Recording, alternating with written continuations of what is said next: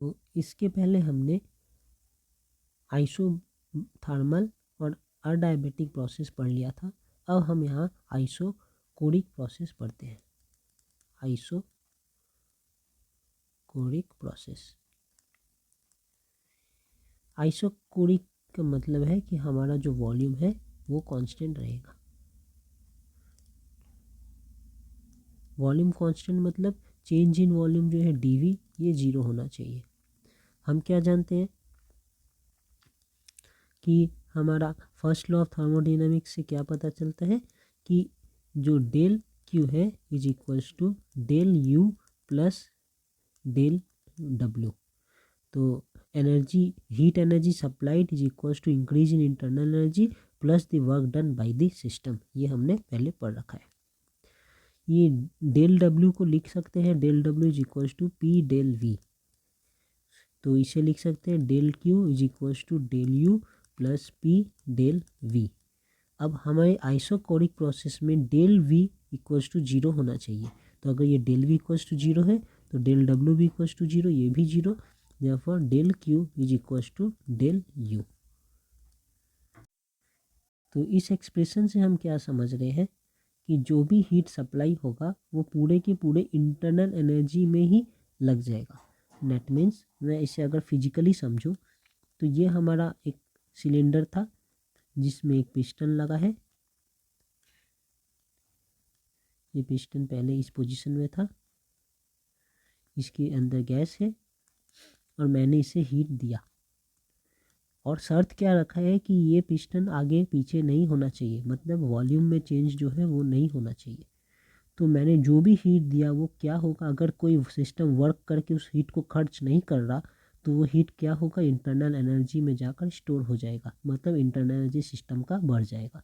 तो वही दिखा रहे हैं यहाँ पर कि डेल क्यू जो है वो heat supplied to the system. अगर डेल क्यू पॉजिटिव है that means heat is supplied to the system, heat supplied, ठीक है, to the system, to system. और फिर अगर ये पॉजिटिव है तो डेल क्यू यू क्या है, इक्वल्स टू डेल क्यू है, मतलब वो भी पॉजिटिव होगा। That means del U positive, that means increase in internal energy. तो इनका इंटरनल एनर्जी इंक्रीज हो जाएगा, दैट मीन्स टेम्परेचर भी इंक्रीज हो जाएगा। सिमिलरली अगर del Q is negative that means अगर मैंने इस सिस्टम से हीट निकाल लिया बाहर, ठीक है, लेकिन शर्त क्या है कि कोई कंप्रेशन नहीं कर रहे हैं, कोई वर्क सिस्टम पे डन नहीं हुआ, लेकिन इस सिस्टम से मैंने हीट एनर्जी बाहर निकाल लिया। तो सिस्टम ये हीट एनर्जी कहाँ से देंगे, ये सिस्टम हीट एनर्जी देंगे अपने इंटरनल एनर्जी को खर्च करके। इंटरनल एनर्जी कम हो जाएगा और हीट एनर्जी में कन्वर्ट होकर बाहर निकल जाएंगे। तो अगर हीट रिजेक्टेड बाय सिस्टम, अगर सिस्टम हीट रिजेक्ट कर रहा है तो क्या होंगे, यहाँ पर हमारा इंटरनल एनर्जी जो है वो नेगेटिव हो जाएंगे, that means decrease in internal energy. तो ये हमें समझ आया कि आइसोथर्मल में आइसोकोरिक में ये प्रोसेस चलता है, ठीक है। तो एक समरी अब कर लेते हैं, क्या क्या हमने देखा था। आइसोथर्मल, और एक क्या था अडायबिटिक, और एक क्या था आइसोकोरिक। आइसोथर्मल में टेम्परेचर को कांस्टेंट रखना है, ठीक है, डेल टी जो है या चेंज इन टेम्परेचर नहीं होना चाहिए, टेम्परेचर कांस्टेंट। अडायबिटिक में क्या है, अडायबिटिक में हीट नहीं चेंज होना चाहिए, तो ये यहाँ पर लिखते हैं कि heat, no heat exchange. Isochoric में क्या है, वॉल्यूम चेंज नहीं होना चाहिए, तो यहाँ लिखते हैं वॉल्यूम जो है वो कांस्टेंट होना चाहिए। ये प्रोसेस जो है स्लोली होगा तभी चलेगा, ये प्रोसेस जो है वो रैपिड होगा तभी चलेगा, और ये प्रोसेस जो है इनके बारे में ऐसा कुछ नहीं है। यहाँ पर तो स्लो रैपिड कुछ नहीं, यहाँ पर तो वॉल्यूम जो है चेंज ही नहीं हो रहा। और क्या है, यहाँ पर जो वॉल है वो डायाथर्मल वॉल होना चाहिए। यहाँ पर वॉल कैसा होना चाहिए, अडायबिटिक वॉल, जिससे हीट अंदर से बाहर या बाहर से अंदर ना जाए। और इनके लिए ऐसी कुछ बात नहीं है, यहाँ पर भी डायाथर्मल वॉल होना चाहिए। ठीक है, डायाथर्मल वॉल। और क्या जानते हैं, यहाँ पर जो वर्क डन होगा उसका एक्सप्रेशन है W equals to work done, W is equals to RT ln V2 by V1। ठीक है ना, इसे मैं V2 बाई V1 को ऐसे भी लिख सकता हूँ, W is equals to RT ln V2 minus ln V1। ये हमारा एक्सप्रेशन है वर्क डन का इस केस में। इनका क्या है वर्क डन का expression, W is equals to R by gamma minus 1 T1 minus T2। ये है इनका एक्सप्रेशन। इनका वर्क डन क्या है, इनका वर्क डन जो है इक्वल्स टू 0 है। Change in work will be equals to 0, कोई भी वर्क डन नहीं होगा। यहाँ पर क्या हो रहा है, अगर समझने के लिए देखूँ तो ये हमारा सिलेंडर है। ठीक है, जितना वर्क सिलेंडर करेगा वो वर्क के लिए एनर्जी जो है वो बाहर से लेकर आएंगे। तो हीट जितना मैं दिया हूँ उतने हीट का इन्होंने वर्क कर दिया। ठीक है, या अगर किसी ने इस पर वर्क किया है तो उसके समान ये हीट रिजेक्ट कर दे रहा है। यही इनका प्रिंसिपल है। और इंटरनल एनर्जी में जो चेंज है वो 0 होगा, डेल यू इक्वल्स टू 0। क्योंकि इंटरनल एनर्जी का चेंज 0 है, इसलिए del T change in temperature भी 0 है। ये हो गया। अडायबिटिक में क्या है कि यहाँ पर वर्क करने के लिए हीट कहीं बाहर से नहीं आएगा। सुतरां अगर हमारा सिस्टम वर्क कर रहा है, बाहर वर्क करके दे रहा है, तो वो इंटरनल एनर्जी को डिक्रीज करके ही कर सकता है। तो हमारा इंटरनल एनर्जी डिक्रीज होगा तब सिस्टम वर्क करेगा। और किसी ने अगर सिस्टम पे वर्क कर दिया तो वो वर्क जो है इंटरनल एनर्जी में ही जाकर स्टोर होगा, देयरफॉर इंटरनल एनर्जी इंक्रीज हो जाएगा। तो इस केस में हमारा अगर work done by the system है तो decrease in internal energy, that means del U equals to 0। And work done by the system तो increase in internal energy, that means del U equals to positive. और यहाँ पे 0 मैं कह दिया था, del U equals to negative. तो यहाँ डेल यू जो है वो नेगेटिव हो जाएंगे, यहाँ पर डेल यू पॉजिटिव हो जाएंगे। ठीक है, और यहाँ पर वर्क डन तो हो ही नहीं रहा। इसका ये मतलब है कि अगर यह हमारा पिस्टन है, ये बिल्कुल मूव नहीं करेगा। मैंने जो हीट सप्लाई किया है वो हीट से इसके इंटरनल एनर्जी जो है वो इंक्रीज होने में खर्च हो जाएंगे पूरे, कुछ भी वर्क नहीं होगा। तो जो हीट इज अप्लाइड है वो इंटरनल एनर्जी को इंक्रीज कर रहे हैं, इसलिए डेल यू क्या है, पॉजिटिव। और या अगर हीट यहाँ से निकाल रहे हैं तो हीट कहाँ से निकलेगा, क्योंकि कोई वर्क तो आ नहीं रहा इस हीट को कॉम्पेंसेट करने के लिए, तो हीट जो है सिस्टम के इंटरनल एनर्जी से ही निकलेगा। तो ये जो इंटरनल एनर्जी है decrease, that means del U भी जो है वो नेगेटिव। तो इतनी सारी बात हम यहाँ पर जान लिए।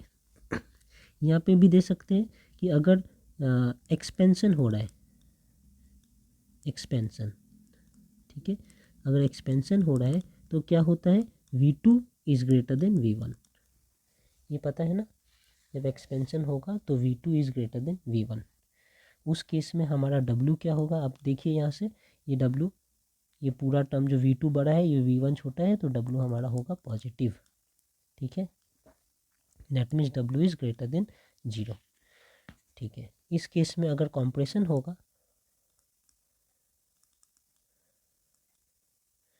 तब क्या होगा, कंप्रेशन जब होगा तो हमारा W जो है, ये V2 जो है वो छोटा होगा, V1 जो था पहले वो बड़ा रहेगा। अगर ऐसा है तो फिर ये W जो है वो negative, so work done will be less than 0। ये इस केस में। इनके केस में क्या है, इनके केस में अगर एक्सपेंशन हो रहा है, एक्सपेंशन हो रहा है मतलब क्या है कि सिस्टम वर्क कर रहा है।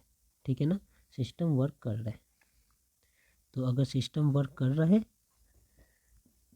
तो वो पॉजिटिव है, W हमारा सिस्टम। एक्सपेंशन होगा तो आप ये भी समझिए सिस्टम वर्क कर रहा है, एज वेल एज अगर वो एक्सपेंड हो रहा है तो वो वर्क करने के लिए इंटरनल एनर्जी से ही एनर्जी निकाल रहा है। तो हमारा टेम्परेचर जो है वो छोटा होना चाहिए, टेम्परेचर घट जाना चाहिए, T2 जो है छोटा होना चाहिए, T1 बड़ा होना चाहिए।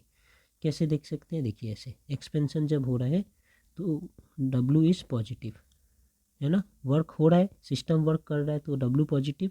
W पॉजिटिव का क्या मतलब है कि T1 माइनस T2 भी पॉजिटिव होना चाहिए, T1 माइनस T2 भी पॉजिटिव। और इसका क्या मतलब है कि T1 is greater than T2, ठीक है ना।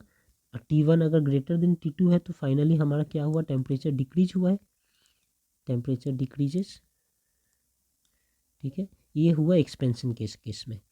कंप्रेशन के केस में क्या हो रहा है, कोई बाहर से आके सिस्टम पे वर्क कर रहा है, इसे चाप कर छोटा कर दे रहा है, तो work is done on the system, so it is negative.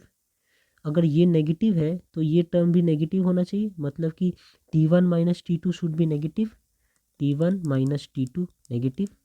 T1 minus T2 negative का क्या मतलब है कि T1 छोटा है और T2 बड़ा है। इसका मतलब क्या है कि पहले हमारा टेम्परेचर कम था, अब हमारा टेम्परेचर बढ़ गया, दैट मीन्स टेम्परेचर इंक्रीजेस। ये हो गया इस केस में, ठीक है। जब टेम्परेचर इंक्रीज हो रहा है तो हमारा इंटरनल एनर्जी भी इंक्रीज हो रहा है, ठीक है। और जब टेम्परेचर डिक्रीज हो रहा है तो इंटरनल एनर्जी डिक्रीज हो रहा है। तो हमारा यहाँ पर इंटरनल डेल यू जो है, क्योंकि ये डिक्रीज है तो यहाँ डेल यू नेगेटिव, क्योंकि यहाँ टेम्परेचर इंक्रीज है तो यहाँ डेल यू पॉजिटिव। तो हम देख सकते हैं जब हमारा वर्क जो है वो जब नेगेटिव था तो यहाँ पर डेल यू पॉजिटिव है, और जब वर्क डन जो है हमारा वो पॉजिटिव है तो हमारा डेल यू जो है नेगेटिव है। ये समझ आया। और इस केस में तो एक्सपेंशन कॉन्ट्रैक्शन कुछ भी नहीं हो रहा, तो अगर हीट इंक्रीज हो रहा है, heat is supplied, heat supplied को ही हम कहते हैं क्यू जो है वो पॉजिटिव है, तो हमारा इंटरनल एनर्जी भी इंक्रीज होगा। तो डेल क्यू अगर पॉजिटिव है तो इंटरनल एनर्जी भी इंक्रीज होगा, वो भी पॉजिटिव है। और अगर heat is rejected, heat is rejected, system अगर हीट अपने अंदर से निकाल कर बाहर फेंक रहा है तो उनका डेल क्यू जो है वो नेगेटिव है। और सिस्टम कहाँ से ये हीट निकाल कर बाहर फेंकेगा, इंटरनल एनर्जी से ही वो हीट निकालेगा, तो डेल यू भी नेगेटिव हो गया। तो ये सारी केसेस हम एक साथ इस पेज में देख सकते हैं, समझ सकते हैं। और अगर थर्मोडायनेमिक्स के जो फर्स्ट इक्वेशन होते हैं, फर्स्ट लॉ ऑफ थर्मोडायनेमिक्स है, फर्स्ट लॉ ऑफ उनके टर्म्स में देखूं कि del Q is equals to del U plus del W, तो इनके में क्या हो रहा है, यहाँ पर तो टेम्परेचर चेंज नहीं हो रहा, तो इस केस में जब टेम्परेचर चेंज नहीं हो रहा तो इंटरनल एनर्जी भी चेंज नहीं होता है। इस केस में हमारा जो डेल क्यू है is equals to del W हो जाएगा। तो जितना वर्क करना है वो हीट बाहर से आएगा तो ही वर्क होगा, और अगर वर्क हुआ है तो वो सिस्टम हीट रिजेक्ट कर देगा, सीधी सी इतनी सी बात है। इस केस में क्या है, हमारा हीट चेंज नहीं होता है, no change in heat, therefore del Q is equals to zero. तो थर्मोडायनामिक्स के लॉ अगर पुट करूँगा तो ये होगा del U is equals to minus del W. ये है इनका एक्सप्रेशन, अगर मैं डेल क्यू को जीरो करूँ तो del U equals to minus del W. इसका क्या मतलब हो रहा है कि मैं अगर कुछ भी वर्क करूँगा तो वो इंटरनल एनर्जी से ही निकाल कर करूँगा। वर्क करने के लिए जो मुझे एनर्जी चाहिए वो इंटरनल एनर्जी से आएगा, देयरफॉर अगर वर्क हो रहा है, वर्क पॉजिटिव है, तो इंटरनल एनर्जी नेगेटिव हो जाना चाहिए, इसलिए एक माइनस साइन है। इन दोनों के बीच में उल्टा रिलेशन है। या अगर मैं बाहर से कोई वर्क कर दे रहा हूँ सिस्टम पे, तो वो सिस्टम क्या करेगा, उस वर्क को जाकर इंटरनल एनर्जी में स्टोर कर देगा, इंटरनल एनर्जी को बढ़ा देगा, जो हमने यहाँ से भी दिखाया है। बाहर से वर्क किया है तो इंटरनल एनर्जी इंक्रीज, और बाहर से वर्क को कहते हैं नेगेटिव वर्क।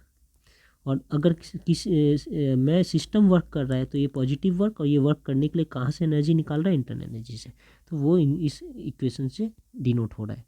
और यहाँ पर क्या है, यहाँ पर डेल डब्ल्यू ही इज इक्वल्स टू जीरो है, क्यों, क्योंकि यहाँ पर del V equals to zero, volume change नहीं होगा।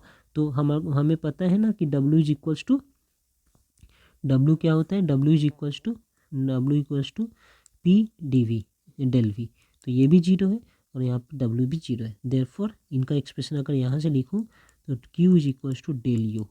इसका क्या मतलब है कि जो भी मैं हीट सप्लाई करूँगा वो इंटरनल एनर्जी में ही जाकर स्टोर हो जाएगा, और जो भी अगर ये सिस्टम हीट रिजेक्ट कर रहा है या हीट दे रहा है तो कहाँ से निकाल कर देगा, वो इंटरनल एनर्जी से निकाल कर देगा। तो ये सारे चीज़ हम एक साथ एक पेज में देख लिए हैं। ओके,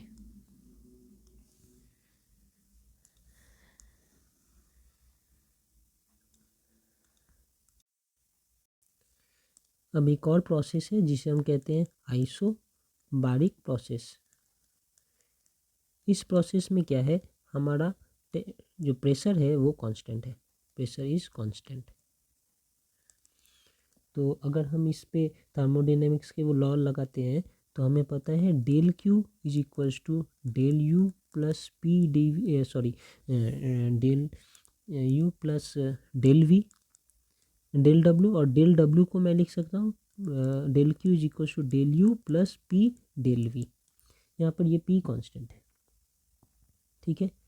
तो इसे ऐसे लिख सकते हैं, पी अगर कांस्टेंट है तो मैं इसे ऐसे लिख सकता हूँ कि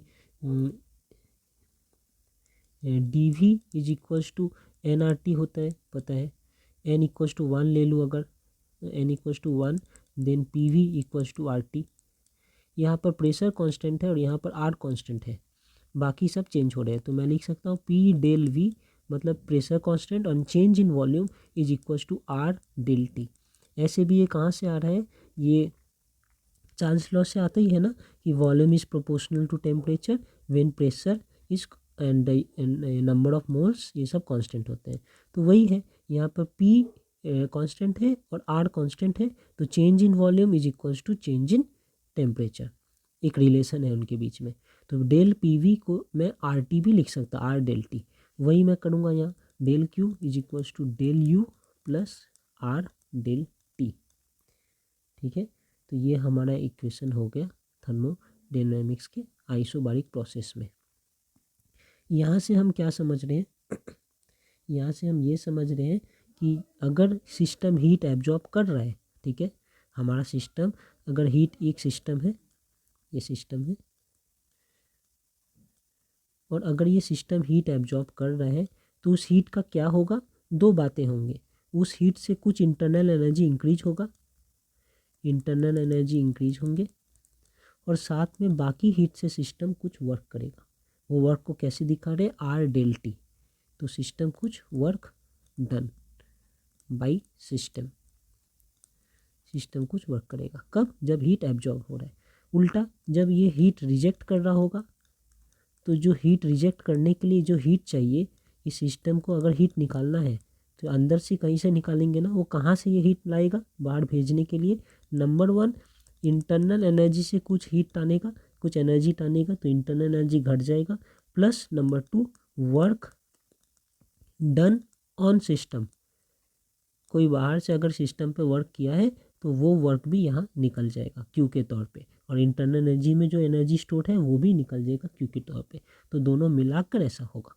तो वो ये एक्सप्रेशन से आ रहा है कि if heat absorb by the gas so it partly increases the internal energy and partly to do the work by the system, and if heat is rejected by the system, so that heat, that energy is coming partly from the internal energy, decrease in the internal energy, and partly from the work done on the system। तो इस type से यहाँ दोनों contribute करते हैं, और यही है कि इन केस में हमारा जो W है, W is equals to del W equals to R del T, जो हमने यहाँ पर लिख के रखा है, ये केस यहाँ पे भी है। तो इतने सारी बातें हम लोग ने अब चारों प्रोसेस देख लिया है। अब हम देखेंगे स्पेसिफिक हीट कैपेसिटी क्या होता है, और ये दो टाइप के होते हैं, एक होता है एट कांस्टेंट वॉल्यूम और एक होता है एट कांस्टेंट प्रेशर। ये स्पेसिफिक हीट कैपेसिटी दो टाइप के केस में होते हैं, गैस के केस में दो टाइप के होते हैं, एक एट कांस्टेंट वॉल्यूम, एक एट कांस्टेंट प्रेशर। उसके पहले हम ये समझते हैं सबसे पहले कि स्पेसिफिक हीट कैपेसिटी क्या होता है। तो स्पेसिफिक हीट कैपेसिटी एक amount of heat required to raise the temperature of a substance by 1 degree centigrade, temperature of a unit mass of substance by 1 degree centigrade, उसे हम कहते हैं स्पेसिफिक हीट कैपेसिटी। वो स्पेसिफिक हीट कैपेसिटी क्या है, अगर मैं लिखूं तो है it is the amount of heat energy required to raise the temperature of a unit mass, ये यूनिट मास 1 kg या 1 ग्राम कुछ भी ऐसा हो सकता है, of a substance by 1 degree centigrade और 1 केल्विन।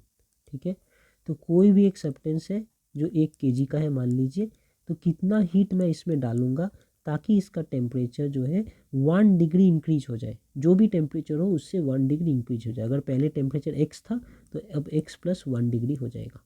बस कितना हीट मुझे डालना है ताकि इस 1 kg सब्सटेंस का हीट जो है टेम्परेचर जो है x से x + 1 हो जाए, उतना हीट को ही हम कहेंगे स्पेसिफिक हीट कैपेसिटी। ठीक है, ऑब्वियस सी बात है, इसे हम स्मॉल s से डिनोट करते हैं और उसके एक्सप्रेशन होंगे heat divided by temperature and change in temperature and unit mass. ठीक है, ये है क्या हुआ, मैंने del Q by M del T लिखा है। यहाँ पर डेल क्यू क्या है, चेंज इन हीट और हीट रिक्वायर्ड, डेल टी क्या है, change in temperature, and M क्या है, ये यूनिट मास के लिए एम लिखा है हमने। ठीक है, इनका यूनिट क्या होगा, ऐसा ही यूनिट स्पेसिफिक हीट कैपेसिटी का। ऊपर में क्या है, एनर्जी, ये हीट, दैट मीन्स ये जूल है, नीचे में क्या है, ये मास है और ये टेम्परेचर है, तो लिख सकता हूँ joule per KG per kelvin. ठीक है, -1, ये इनका यूनिट है, ऐसा यूनिट। समझ आ रहा है कि ये स्पेसिफिक हीट कैपेसिटी क्या होता है। अब इसे एक अलग टर्म आ रहा है, मोलर स्पेसिफिक हीट कैपेसिटी। तो गैस में जब भी बात करते हैं ना हम लोग, तो गैस में ये केजी वेजी इतना नहीं समझते, गैस में क्या समझते हैं, मोल समझते हैं, मोल। तो 1 मोल, 2 मोल, 3 मोल, इस तरीके से। तो बस इतना ही इस चेंज है यहाँ पर कि 1 kg की जगह 1 मोल की बात करेंगे। That means the amount of heat required to raise the temperature of 1 mole of a substance by 1 degree centigrade. ठीक है, तो heat required to raise temperature of 1 mole of substance by 1 degree centigrade और 1 kelvin, इसे हम कहते हैं molar specific heat capacity. इसे जैसे स्मॉल s से डिनोट करते थे, इसे अब हम कैपिटल C से डिनोट करते हैं। तो कैसे लिख सकते हैं, same, it is del Q divided by, अब यहाँ m की जगह क्या लिखूँगा, n लिखूँगा, and del T, where del Q क्या है, डेल क्यू है हीट एडिड, इतना हीट मैंने दिया, किस लिए दिया, ताकि टेम्परेचर जो है 1 डिग्री सेंटीग्रेड इंक्रीज हो जाए, तो ये है टेम्परेचर चेंज, ये 1 डिग्री सेंटीग्रेड होना चाहिए।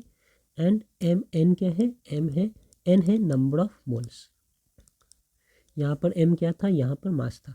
तो ऑब्वियस सी बात है, यहाँ पर इनका यूनिट था joule per KG per mole, sorry joule per KG per kelvin. अब इनका ऐसा यूनिट क्या होगा, इनका ऐसा यूनिट होगा जूल पर मोल पर केल्विन, जूल पर मोल पर केल्विन, ये इनका ऐसा यूनिट है। तो हम जान गए कि मोलर स्पेसिफिक हीट कैपेसिटी किसे कहते हैं।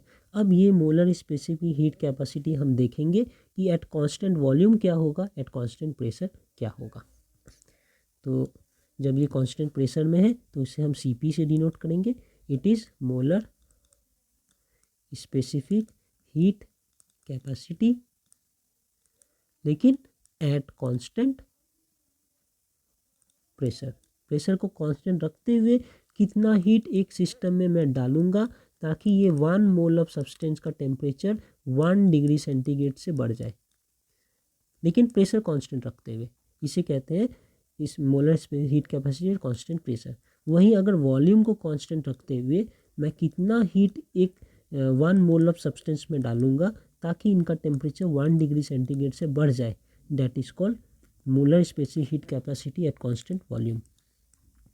मोलर स्पेसिफिक हीट कैपेसिटी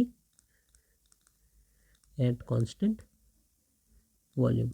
अब ये दोनों सेम नहीं है, अगर प्रेशर को रखते हुए मैं अगर हीट डालूंगा तो वो कुछ अलग आएगा, और अगर वॉल्यूम को सेम रखते हुए मैं हीट डालूंगा तो वो हीट कुछ अलग आएगा। इसलिए हमें ये दोनों को अलग अलग से स्टडी करना है।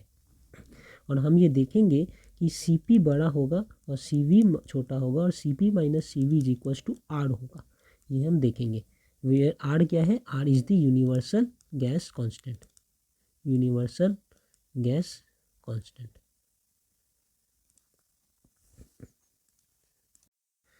और इनका यूनिट क्या हो, इनका वैल्यू क्या होता है, 8.31 जूल पर मोल पर केल्विन। देखिए ये Cp का या Cv दोनों के यूनिट है जूल पर मोल पर केल्विन, और इस R का भी यूनिट है जूल पर मोल पर केल्विन। तो ये इक्वेशन जो है करेक्ट है। वैल्यू है 8.31 जूल पर मोल पर kelvin is equal to R। अब देखते हैं कि ये कैसे आ रहा है। तो सबसे पहले हम Cv के लिए देखते हैं कि एट कांस्टेंट वॉल्यूम क्या होता है। थर्मोडायनेमिक्स की अगर इक्वेशन देखें तो del Q is equals to del U plus del W. ठीक है, अब इस डेल डब्ल्यू को मैं लिख सकता हूँ del Q is equals to del U plus P D del V, ऐसे लिख सकते हैं। और ये डेल वी क्या है, यहाँ पर जीरो कहने के लिए बोल रहे हैं कि कांस्टेंट वॉल्यूम है तो डेल वी जीरो होना चाहिए, डेल वी। तो ये जीरो है, मतलब कि ये पूरा टर्म गया है, दिस इक्वल्स टू जीरो। तो del Q is equals to del U, ये हो गया हमारा कांस्टेंट वॉल्यूम में। हमने पहले देखा भी था यहाँ पर कुछ देर पहले कि जब हम आइसोकोरिक प्रोसेस पढ़ रहे थे, ये रहा था हमारा आइसोकोरिक प्रोसेस, वहाँ पर del Q is equals to del U था। तो वही चीज़ यहाँ पर हमने देखा है। ठीक है, अब क्या देखना है मुझे निकालना है सी। सी क्या होता है, del Q by N del T. By definition यही सी का है। अब मुझे क्या करना है, इसका वैल्यू निकालना है, बट एट कांस्टेंट वॉल्यूम। जैसे ही मैं कांस्टेंट वॉल्यूम लिखूंगा हमारा del V equals to zero हो जा रहा है और del Q is equals to del U हो जा रहा है, ये हमने यहाँ देखा है। और एन इक्वल्स टू 1 ले लूँगा और उस वक्त मैं सी को क्या बोलूँगा, सी वी बोलूँगा। क्यों, क्योंकि अब कांस्टेंट वॉल्यूम में लिख रहा हूँ। तो ये सी जो है at constant volume C V लिखूँगा, जस्ट टू डिनोट कि ये जो सी कैलकुलेट कर रहा हूँ ये कांस्टेंट वॉल्यूम में कैलकुलेट किया जा रहा है। Is equals to del Q क्या होगा, del Q at constant volume क्या है, at constant volume del Q is equals to del U. तो डेल यू लिख देता हूँ, एन इक्वल्स टू 1 ले लेता हूँ और ये डेल टी रहेगा। तो हमारे कांस्टेंट वॉल्यूम में C V is equals to del U T, ये एक इक्वेशन हो गया, इसे रख लेते हैं। आगे देखते हैं। और अब अगर हम एट कांस्टेंट वॉल्यूम देखें, प्रेशर देखें, तो एट कांस्टेंट प्रेशर क्या होने वाला है, एट कांस्टेंट प्रेशर थर्मोडायनेमिक्स की इक्वेशन है del Q is equals to del U plus del W. और डेल डब्ल्यू को मैं लिख सकता हूँ del Q is equals to del U plus P del V. जैसे हमने पहले देखा था कि हम इस P V equals to N R T लिख सकते हैं। अगर एन इक्वल्स टू 1 ले लूँ तो P V is equals to R T लिख सकते हैं। यहाँ पर प्रेशर कांस्टेंट है और आर कांस्टेंट है, वॉल्यूम और टेम्परेचर चेंज हो रहा है, तो P del V is equals to R del T लिख सकते हैं। तो इसके अनुसार मैं पी डेल वी को आर डेल टी भी लिख सकता हूँ। तो del T Q is equals to del U plus R del T, ये है हमारा कांस्टेंट प्रेशर में थर्मोडायनेमिक्स की इक्वेशन। यही इक्वेशन देखिए हमने थोड़ी देर पहले यहाँ भी डिराइव किया था कि at isobaric process that mean at constant pressure del Q is equals to del U plus R del T. तो सेम चीज़ हमने यहाँ लिखा है, नया कुछ नहीं है। ठीक है, अब हम आ जाते हैं यहाँ पर कि हमारा सी क्या होता है। सी होता है by definition del Q divided by N del T, ये तो बाय डेफिनेशन है। बट अब मुझे कहाँ देखना है, एट कांस्टेंट प्रेशर मुझे देखना है क्या होगा। तो एट कांस्टेंट प्रेशर पहली बात हमारा डेल क्यू जो है उसे मैं del U plus R del T लिखूँगा। और मैं एन इक्वल्स टू 1 भी ले रहा हूँ क्योंकि नंबर ऑफ मोल्स है, उसे मैं 1 ले लेता हूँ। और सी को मैं लिखूँगा अब कैसे, सी को मैं लिखूँगा अब सी पी से, क्योंकि ये मैं कांस्टेंट प्रेशर में लिख रहा हूँ तो ये सी जो है सी पी से डिनोट करूँगा। सी पी से सिर्फ ये पता चलेगा कि जो मैं एक्सप्रेशन लिख रहा हूँ ये कांस्टेंट प्रेशर के बारे में हो रहा है। तो मैं कांस्टेंट प्रेशर में डेल क्यू को इसे रिप्लेस कर दूँ तो del U plus R del T ये हो गया हमारा न्यूमरेटर ऊपर का टर्म, n इक्वल्स टू 1 ही रहेगा, और नीचे ये डेल टी ऐसे। तो मैं फिर से लिखता हूँ, सी पी को मैं लिख सकता हूँ del U divide by del T plus R del T by del T. ये del T by del T जो है ये कट जाएंगे, सिर्फ आर रह जाएंगे। तो basically C P is equals to del U del T plus R. ठीक है, ये हमारा हो गया दूसरा एक्सप्रेशन। तो यहाँ हमने एक पहला लिखा था सी वी, यहाँ हमने एक दूसरा लिखा है सी पी। अब इन दोनों का अगर मैं रिलेट करूँ तो फ्रॉम मैं 1 and 2 लिख सकता हूँ क्या, 1 and 2, क्योंकि अब देखिए ये del U by del T तो सी वी है ना, तो मैंने ऐसा लिख सकता हूँ इन दोनों से कि C P is equals to C V plus R, ऐसा लिख सकता हूँ। और लिख सकता हूँ तो मैं C P minus C V is equals to R भी लिख सकता हूँ। तो यही तो है इनके दोनों के बीच का रिलेशन जो हमने पहले यहाँ पर लिख के रखा था, where R is universal gas constant given by 8.31 joule पर मोल पर केल्विन। तो हम लोग ने इतना कुछ सीख लिया है, वेरी गुड। अब हम यहाँ देखेंगे ये दो जो स्पेसिफिक हीट हमने पढ़ा है उनका रेशियो। तो ऐसे लिख सकते हैं कि स्पेसिफिक हीट रेशियो करना क्या है, मुझे ये Cp एक स्पेसिफिक हीट है, कौन सा, ये molar specific heat at constant pressure, molar specific heat at constant pressure, and Cv क्या है, molar specific heat at constant volume. इन दोनों का ratio that is Cp by Cv, इसे हम कहते हैं स्पेसिफिक हीट रेशियो। इसे गामा से डिनोट करते हैं, gamma is equals to C P by C V. इस C P by C V का जो वैल्यू है for mono atomic gas, mono atomic gas, ये स्पेसिफिक हीट रेशियो जो अलग अलग दो आ रहे हैं ना, ये गैस के लिए होते हैं, ठीक है ना। तो फॉर मोनो एटॉमिक गैस इस गामा का वैल्यू होता है 1.66, फॉर डायटोमिक गैस गामा का वैल्यू है 1.41, और फॉर ट्राइएटॉमिक गैस गामा का वैल्यू है 1.33। तो ये बातें हमें याद रखनी है, न्यूमेरिकल करते वक्त ये काम आते हैं। अब हम यहाँ पढ़ेंगे एक ऐसा प्रोसेस जिसे हम कहते हैं cyclic process. Cyclic process, cyclic process मतलब क्या है कि ये एक ऐसा प्रोसेस है जो अपने इनिशियल फेज से स्टार्ट होंगे, इनिशियल स्टेट से स्टार्ट होंगे और सब कुछ करके घूमकर फिर वो फाइनल स्टेज में आएंगे और वो फाइनल स्टेट और इनिशियल स्टेट सेम होगा। तो साइक्लिक प्रोसेस कैसा प्रोसेस है, process where the system returns to initial state after undergoing different changes। कहने की मतलब है कि इस टाइप के सिस्टम में हमारा इनिशियल जो स्टेट है that is equals to final state. मतलब हमारा सिस्टम एक पर्टिकुलर स्टेट से स्टार्ट किया, सब कुछ घूम फिर कर वो फिर उसी स्टेट में आकर खड़े हो गए। तो यह इसे हम कहते हैं साइक्लिक प्रोसेस। अब ये स्टेट का क्या मतलब है, हमने पढ़ा था कि जो थर्मोडायनामिक्स का इक्वेशन है del Q is equals to del U plus del W, यहाँ पर सिर्फ यही एक अकेला टर्म है इंटरनल एनर्जी जो स्टेट वेरिएबल है।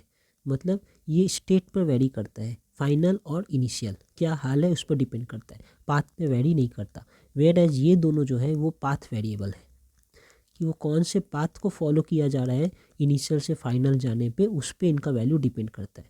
लेकिन ये इंटरनल एनर्जी जो है इनका वैल्यू डिपेंड नहीं करता कि मैंने किस पाथ को फॉलो किया है इनिशियल से फाइनल जाने में।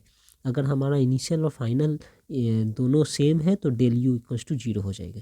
लेकिन ये हीट और वर्क के केस में ऐसा नहीं है कि इनिशियल और फाइनल दोनों सेम हो जाए तो हमारा वर्क भी डन इक्वल्स टू जीरो हो जाए या हीट चेंज इन हीट भी जीरो हो जाए, ऐसा नहीं है।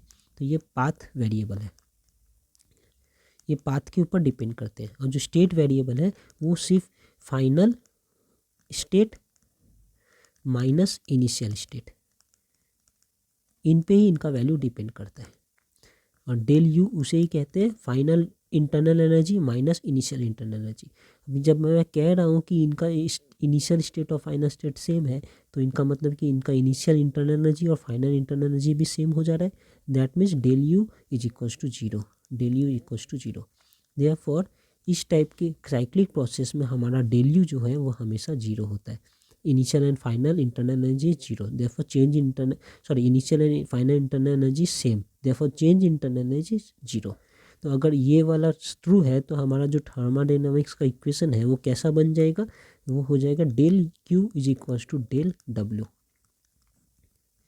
तो साइक्लिक प्रोसेस में ये हमेशा फॉलो होता है कि del Q is equals to del W. क्या कहने का मतलब है कि मैं एक सिस्टम में, मान लीजिए ये हमारा एक सिस्टम है पिस्टन वाला, इसमें जितना हीट डालूंगा ये सिस्टम उतना ही वर्क कर देगा, या मैं अगर सिस्टम पे वर्क कर रहा हूँ तो सिस्टम उतना ही वर्क के इक्विवेलेंट हीट बाहर निकाल कर दे देगा। ये साइक्लिक प्रोसेस का कंसेप्ट है। जितना हीट डालूंगा उतना वर्क निकल देगा, या जितना वर्क सिस्टम पे करूंगा उतना ये सिस्टम हीट दे देगा। तो हीट डालने को कहते हैं पॉजिटिव, और सिस्टम जब वर्क करता है वो भी पॉजिटिव। जब मैं सिस्टम पे वर्क करता हूँ तो उसे नेगेटिव कहते हैं, और जब सिस्टम हीट निकाल देता है तो उसे भी नेगेटिव कहते हैं। इसलिए अगर ये पॉजिटिव तो ये पॉजिटिव, ये नेगेटिव तो ये नेगेटिव, ये इस टाइप से आ रहे हैं। तो इसे हम फिर से ऐसे लिख सकते हैं कि net work done in a cyclic process, net work done in a cyclic process is exactly equal to the amount of heat energy transferred। तो अगर हीट एनर्जी अंदर आ रहा है तो सिस्टम वर्क कर देगा उतना ही का, और अगर वर्क सिस्टम पे कोई कर रहा है तो ये सिस्टम हीट रिलीज कर देगा सेम वैल्यू इक्विवेलेंट। तो ये हो गया हमारा साइक्लिक प्रोसेस। अब हम देखते हैं कि वर्क डन इन अ साइक्लिक प्रोसेस क्या होगा। वर्क डन इन अ साइक्लिक प्रोसेस इसे समझने के लिए हम एक पीवी ग्राफ बनाते हैं। फिर से पीवी ग्राफ मतलब प्रेशर और वॉल्यूम का ग्राफ। ये है वॉल्यूम, ये है प्रेशर। हमने पीवी ग्राफ आइसोथर्मल के लिए भी बनाया था, पीवी ग्राफ अडायबिटिक के लिए भी बनाया था। अब हम फिर एक पीवी ग्राफ बनाएंगे। यहाँ ये एज्यूम करते हैं कि साइक्लिक प्रोसेस में पहले इनिशियली हमारा प्रेशर था P1 और वॉल्यूम था V1, ठीक है। टेम्परेचर के बारे में अभी कुछ नहीं कह रहे।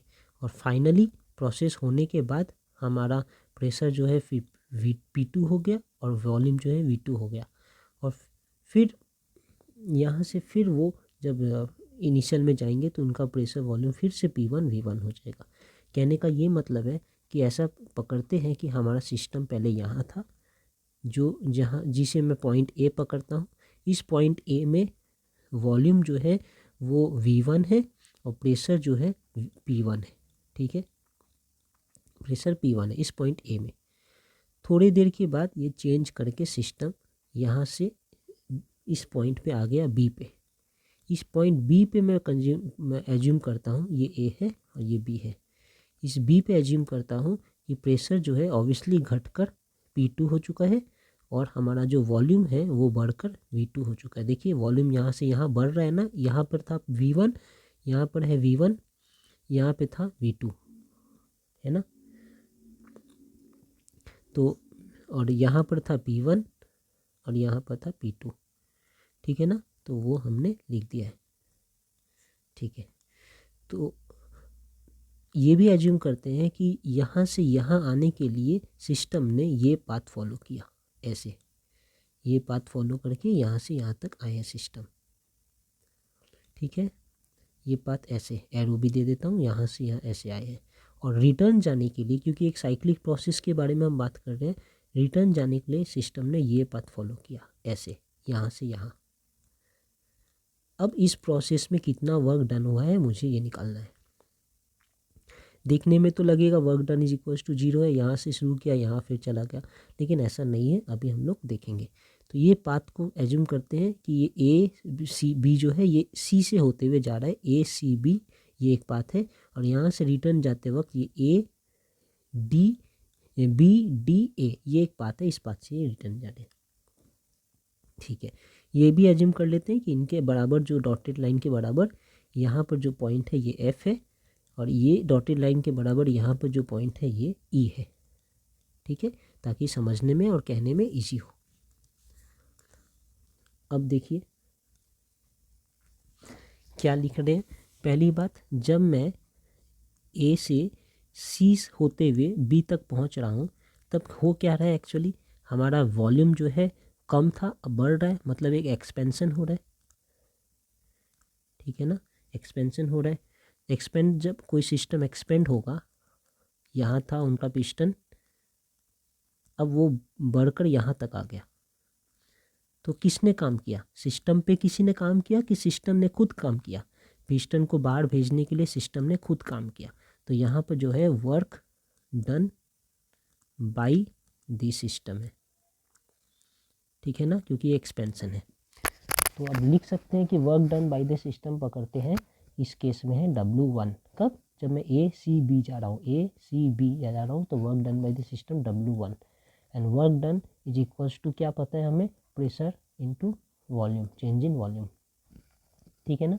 अब आप ये वर्क डन कैसे निकलेगा, P इंटू वी करना है। P इंटू वी मतलब ये जो पूरा शेडेड पोर्शन है, इसके नीचे जितना भी एरिया है वो पूरा एरिया ही P इंटू वी आता है। जैसे कि मैं कहना चाह रहा हूँ कि ये होगा एरिया ऑफ ए, ये ए C B E F A, ये पूरा जो एरिया है ना वो है हमारा work W1 P del V, A C B E F A, ये एरिया यहाँ दिखाऊं अगर मैं ऐसा, ये पूरा एरिया है हमारा वर्क डन W1। यहाँ से यहाँ तक आने के लिए जितना वर्क सिस्टम ने किया है वो is equals to P del V and that is equals to ये W1, ठीक है, इनका ये एरिया हो गया। दूसरी बात, इसे हटा देता हूँ। दूसरी बात, अब क्या है, सिस्टम यहाँ तक जब आ चुका है, अब वो रिटर्न जाएगा कहाँ से, ये बी से डी होते हुए ए में जाएगा। तो मैं यहाँ लिखता हूँ कि अब जब रिटर्न पाथ है बी से डी होते हुए ए में, इस दौरान क्या हो रहा है, अब देखिए वॉल्यूम V2 था, अब V1 हो रहा है, मतलब कि कॉम्प्रेशन हो रहा है। और जब कॉम्प्रेशन हो रहा है मतलब हमारा पिस्टन अभी यहाँ था, अब यहाँ आ जाएगा कंप्रेस होकर। तो ये खुद तो कंप्रेस नहीं होगा, कोई बाहर से एक्सटर्नल वर्क करके इसे कंप्रेस करेगा सॉरी। तो यहाँ पर जो वर्क होगा वो work done on the system होंगे, और जब work done on the system होता है उसे हम नेगेटिव लेते हैं। तो यहाँ इस केस में W2 इज इक्वल्स टू फिर से P डेल वी, और यहाँ पर हम कौन से एरिया लेंगे, फिर जो इस कर्व के नीचे आ रहा है, मतलब यहाँ से अगर शुरू करूँ तो इतना सा एरिया, ये वाले, ये एरिया है यहाँ पर, एरिया ऑफ लिख सकते ए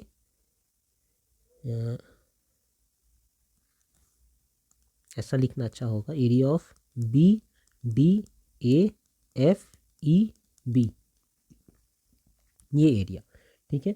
और ये एरिया क्या है, ये एरिया, तो एरिया ठीक है, लेकिन ये वर्क डन क्या है, work done on the system है, तो ये नेगेटिव होना चाहिए क्योंकि हम सिस्टम पे वर्क कर रहे हैं। तो ये भी माइनस लिख सकते हैं, minus of area of this, ठीक है।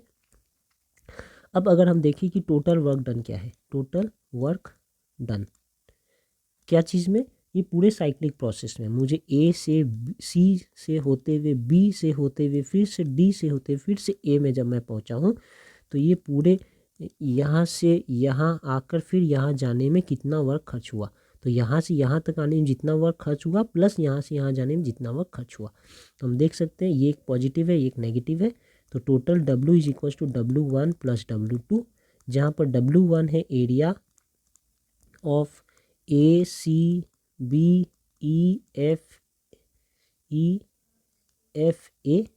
और W2 क्या है, W2 है माइनस एरिया ऑफ BDAFEB, ये अभी भी यहाँ मार्क किया हुआ है। तो अगर मैं वो पहले वाले एरिया से ये नीचे वाले एरिया को बांट दूँ तो कितना एरिया बच जाएगा, अगर मैं दूसरे इंक से दिखाऊं तो सिर्फ इतना एरिया बच जाएगा ये। तो यही है work done is equals to, यहाँ पर होगा area of ACBDA, this is my equals to work done in cyclic process. तो जब भी एक साइक्लिक प्रोसेस होगा तो इस साइकिल के अंदर, इस लूप के अंदर जो एरिया होगा उतना ही वर्क डन होगा bye the system. Bye the system क्यों, क्योंकि ये पॉजिटिव आ रहा है, पहले सिस्टम ने इतना बड़ा सा वर्क किया और फिर किसी ने सिस्टम पे इतना वर्क करके वर्क को रिटर्न कर दिया, तो बचा कितना, इतना। तो सिस्टम ने इतना वर्क किया है ये साइकिल को बनाने के लिए, यहाँ से यहाँ जाने के लिए। यही वर्क कहाँ से आएगा सिस्टम के पास, सिस्टम के पास अपना तो कुछ एनर्जी है नहीं, तो बाहर से एनर्जी आएगा, that will be equals to इतना वर्क। तो इतना, इसके इक्विवेलेंट हीट एनर्जी बाहर से आएंगे और सिस्टम इतना वर्क करके उस एनर्जी को खर्च कर देगा। इंटरनल एनर्जी कुछ भी स्टोर नहीं होगा, इसलिए हमारा डेल यू जो है वो इक्वल्स टू 0 हो जाएंगे in case of cyclic process. तो हम यहाँ लिख सकते हैं वर्क डन पर साइकिल, हर एक साइकिल में by the gas is numerically, number के वाइज में numerically equal to the area enclosed by the loop representing the cycle। इस साइकिल को जो लूप रिप्रेजेंट कर रहे हैं इसके अंदर जो एरिया है उतना ही वर्क डन पर साइकिल होगा। ओके,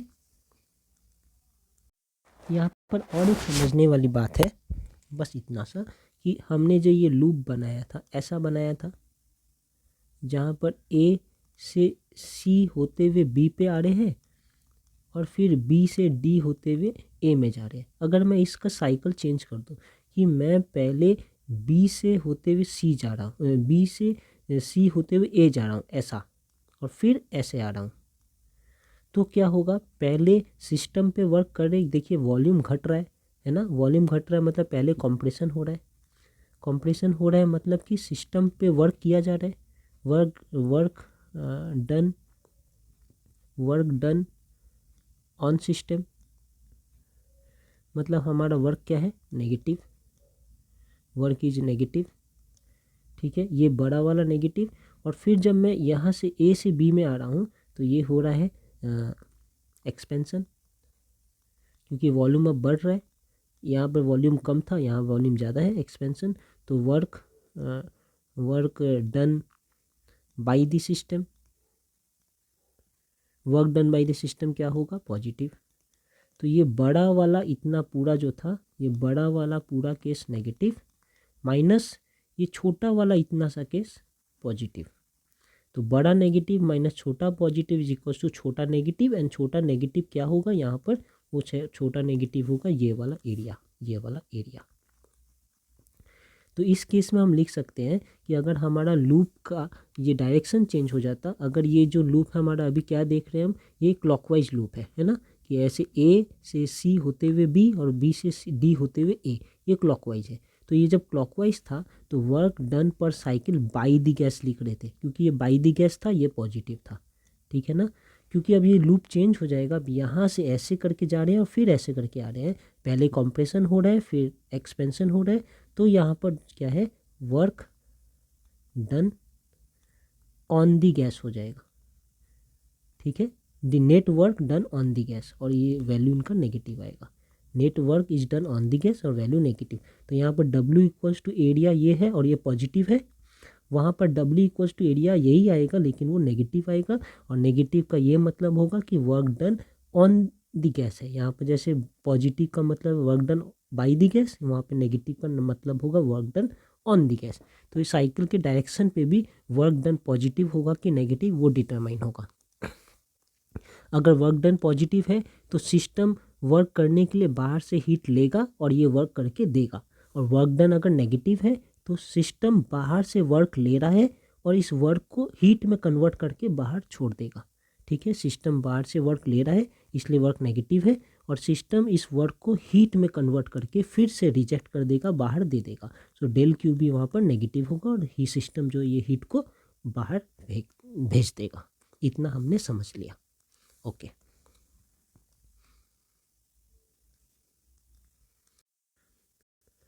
अब हम यहाँ पढ़ लेते हैं हीट इंजन।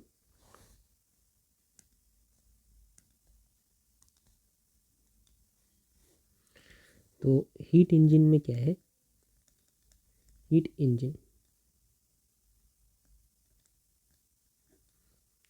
इंजन एक ऐसा डिवाइस है जो हीट एनर्जी को मैकेनिकल एनर्जी में कन्वर्ट करता है। That's it. So it is a device that converts heat energy into mechanical energy. और ये कैसे करता है? ये अंडरगो साइक्लिक प्रोसेस। सो एक heat engine it undergoes a cyclic process. वो हीट इंजन एक ऐसा डिवाइस है जो हीट एनर्जी को मैकेनिकल एनर्जी में कन्वर्ट करता है, और ये एक साइक्लिक प्रोसेस फॉलो करता है। इनका क्या क्या कंपोनेंट है? तो एक हीट इंजन के एक्चुअली 3 पार्ट्स होते हैं। एक इंजन में, हीट इंजन में क्या है? ये एक डिवाइस है जो हीट को मैकेनिकल में कन्वर्ट करेंगे, और इनके 3 पार्ट्स होते हैं। पहला पार्ट है इनमें वर्किंग सब्सटेंस।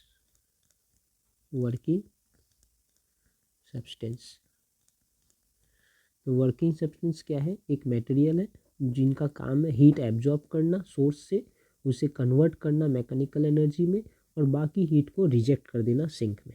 अभी देखेंगे वर्किंग सब्सटेंस क्या होता है। पहले पार्ट के नाम देख लेते हैं। Working substance.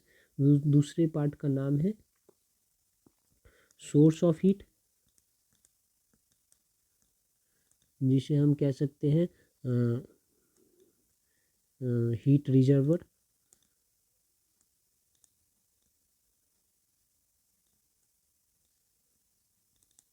ठीक है, और तीसरे पार्ट का क्या नाम है? Sink of heat. Sink heat, ये भी एक हीट रिजर्वर है, लेकिन ये heat reservoir at high temperature है, एट हाई टेम्परेचर, और ये heat reservoir at low temperature.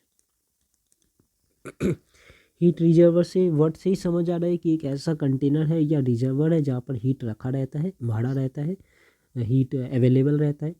एक एक रिजर्वर है जिसे हम सोर्स ऑफ हीट कहते हैं जो हाई टेम्परेचर में उपलब्ध है, और एक रिजर्वर जिसे हम सिंक ऑफ हीट कहते हैं जहाँ पर हीट जाकर जमा हो जाता है, उसे हम heat reservoir at low temperature कहते हैं। अब ये चलता कैसे? ऐसे कि हमारे पास एक सोर्स है जिसे हम कहेंगे सोर्स या हीट रिजर्वर। इनका टेम्परेचर जो है T1 पकड़ लेता हूँ। फिर हमारे पास एक वर्किंग सब्सटेंस है, ये है हमारा वर्किंग सब्सटेंस। इनका क्या काम है? इनका काम है यहाँ से हीट लेना। ठीक है, कितना हीट ले रहे? मान लेता हूँ Q1 हीट ले रहे।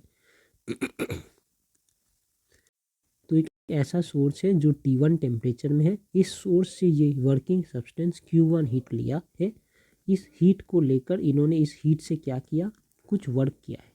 ठीक है, इस हीट से इन्होंने कुछ वर्क किया, और बाकी हीट का पूरा क्या पूरे हीट से वर्क कर दिया ना, कुछ हीट से वर्क किया और बाकी हीट को इन्होंने रिटर्न कर दिया। मान लेते हैं Q2 हीट को इन्होंने रिटर्न कर दिया। कहाँ पर रिटर्न किया? एक सिंक में। जो जो हीट रिजर्वर है बट एट लोअर टेम्परेचर ले लेता हूँ, ये T2 टेम्परेचर में है। तो बेसिकली हम क्या देख रहे हैं कि यहाँ से लिया गया है Q1, उसके बाद W का इन्होंने वर्क कर दिया और बाकी का Q2 इन्होंने रिजेक्ट कर दिया। तो यहाँ से लॉजिकली भी देख सकते हैं कि Q1 is equals to W plus Q2 होगा। तो वहाँ से मैं लिख सकता हूँ W is equals to Q1 minus Q2, ये भी लिख सकते हैं। अब हमारे पास आता है एक term efficiency of heat engine, कि हीट इंजन का एफिशिएंसी क्या है। एफिशिएंसी ऑफ हीट इंजन मतलब यही है कि कितना एफिशिएंट है, कितना इसमें बर्बादी हो रहा है कितना इसमें नुकसान हो रहा है और बाकी कितना यूजफुल वर्क हो रहा है। अगर जितना इन्होंने हीट लिया पूरे का पूरा काम कर दिया, कुछ भी रिजेक्ट नहीं किया, तो ये 100% एफिशिएंट है, जो ले रहा है सब दे रहा है। लेकिन कोई भी मशीन 100% एफिशिएंट नहीं होता है, इसलिए वो कुछ जितना लेते हैं कुछ वर्क करते हैं, बाकी को रिजेक्ट कर देते हैं। तो ये efficiency of heat engine actually denote होता है ईटा से, and it is given by actually work done divided by heat taken. तो efficiency of heat engine is the ratio of mechanical work obtained as the output to the heat absorbed as the input। तो यहाँ पर क्या है, W क्या है, work obtained by engine as output, और Q1 क्या है, ये है heat absorbed by the engine as input. Input के तौर पे इसमें कितना लिया और आउटपुट के तौर में इन्होंने कितना दिया। इसे हम ऐसे भी लिख सकते हैं क्योंकि W equals to Q1 by Q2, Q1 minus Q2, Q1 minus Q2 by Q1, जिसे हम 1 माइनस Q2 बाई Q1 भी लिख सकते हैं। तो ये सारे अलग अलग फॉर्म्स है एफिशिएंसी दिखाने का, और एफिशिएंसी जो है विल नेवर भी 100%, विल नेवर भी 100%, कभी भी 100% नहीं होगा। और अगर कोई पूछे कि एफिशिएंसी क्यों 100% नहीं होगा, तो ये समझने वाली बात है कि एफिशिएंसी को 100% करना है, मतलब कि मुझे जितना हीट मैं लूँगा ये पूरा का पूरा वर्क में कन्वर्ट हो जाना चाहिए। ये Q2 जो है वो 0 होना चाहिए। आप यहाँ देखिए, हमारा ये Q2 अगर 0 होगा तो ये Q1 by Q1 that means it is 1। यहाँ भी देख सकते हैं Q2 अगर 0 है तो ये पूरा टर्म 0, तो ईटा इक्वल्स टू 1। ईटा 1 मतलब एफिशिएंसी 100%। लेकिन कह रहे हैं कि एफिशिएंसी 100% करने के लिए हमारे को क्या करना चाहिए, Q2 इक्वल्स टू 0 होना चाहिए। अब Q2 इक्वल्स टू अगर 0 हो तो क्या दिक्कत है, इसका ये मतलब है कि ये हीट इंजन जो है वो सिर्फ हीट ले रहा है, लेकिन कुछ हीट रिजेक्ट नहीं कर रहा। तो ये साइक्लिक प्रोसेस कैसे होगा, साइक्लिक प्रोसेस में तो हमने देखा है कि उसे एक बार लेना है, फिर एक बार देना है, फिर एक बार लेना है, फिर एक बार देना है। अगर वो सिर्फ लेता ही रहेगा तो हमारा जो वर्किंग सब्सटेंस है ये बहुत टेम्परेचर इनका बढ़ जाएगा, बहुत हाई टेम्परेचर में चला जाएगा, और अल्टीमेटली ये साइक्लिक प्रोसेस जो है स्टॉप हो जाएगा। तो रीज़न क्या है, that if no heat will be rejected to the sink, then temperature of the working substance will go on increasing and the cyclic process of the operation will stop। यही इनका reason है, इसलिए efficiency कभी भी 100% नहीं हो सकता। ठीक है, वर्किंग प्रोसेस क्या है हमने डिस्कस किया। वर्किंग प्रोसेस इनका यही है कि ये पहले जो वर्किंग सब्सटेंस है ये हीट एब्जॉर्ब करेंगे, कहाँ से, सोर्स से। इनका एक पार्ट जो है एब्जॉर्ब हीट का, एक पार्ट कन्वर्ट हो जाएगा मैकेनिकल एनर्जी में, और बाकी जो एनर्जी रहेंगे वो रिजेक्ट हो जाएगा हीट में, और temperature of the working substance will remain as it was before. क्योंकि हीट रिजेक्ट हो जा रहा है, इनका टेम्परेचर जो पहले था वही है, मतलब कि पहले इनका टेम्परेचर कुछ भी था, यहाँ से हीट लेकर इनका टेम्परेचर बढ़ गया, लेकिन इन्होंने वर्क करने के बाद वो हीट को रिटर्न कर दिया, तो इनका टेम्परेचर फिर से पहले जैसा हो गया। यही कारण है कि इनका टेम्परेचर इंक्रीज नहीं हो रहा और ये प्रोसेस साइक्लिक चलता रहेगा। लेकिन अगर ये सिर्फ हीट ले और रिजेक्ट नहीं करे तो इनका टेम्परेचर इंक्रीज होता जाएगा और साइक्लिक प्रोसेस स्टॉप हो जाएगा। यही कारण है कि Q2 इक्वल्स टू 0 अगर हो, एफिशिएंसी 100% हो, तो ये साइकिल चलेगा ही नहीं। तो वर्किंग सब्सटेंस जब हीट रिजेक्ट कर देते हैं यहाँ पर, तो ये फिर से नए हीट को एब्जॉर्ब करने के लिए रेडी हो जाते हैं, और वो सोर्स से नया हीट लेकर फिर उसे कन्वर्ट करते हैं, फिर रिजेक्ट करते हैं, फिर नया हीट लेते हैं, कन्वर्ट करते हैं, रिजेक्ट करते हैं। तो ऐसे ये साइकिल प्रोसेस चलता रहता है। तो ये है इनका वर्किंग ऑपरेशन।